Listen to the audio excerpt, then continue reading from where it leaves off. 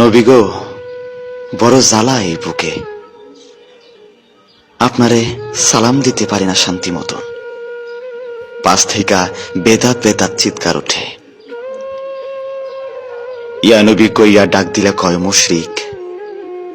মোস্তফা জানে রহমত নাকি পড়া যাইত না, কয় এটা মাইনসের বানানো দরুদ।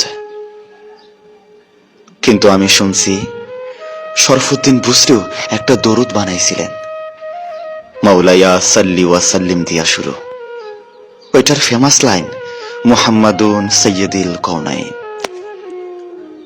শুনছি এইটা লেখার পর আপনি তারে দর্শন দিছিলেন, গায়ে হাত বোলাইয়া রোগ সারাইয়াছিলেন। যাইবার কালে দিছিলেন একখান চাদর, প্রেমের নিদর্শন। পাকিস্তানের খাজা চৌরভিত পুরা 30 পারা দরুদ লেখা হইছে। তার এই সাধনা কি বৃথা তাইলে? এই প্রেমের কি কোনো দাম নাই আপনার কাছে? না থাকলে আরবি না পারা লোক কেমনে আরবিতে এই কাম করলো?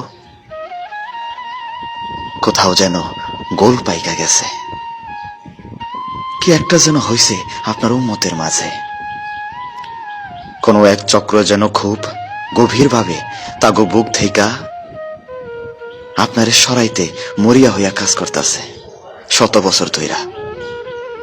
কারণ চেতনা থেকে আপনি সইরা গেলেই মুসলমানিত্ব সইরা যায়।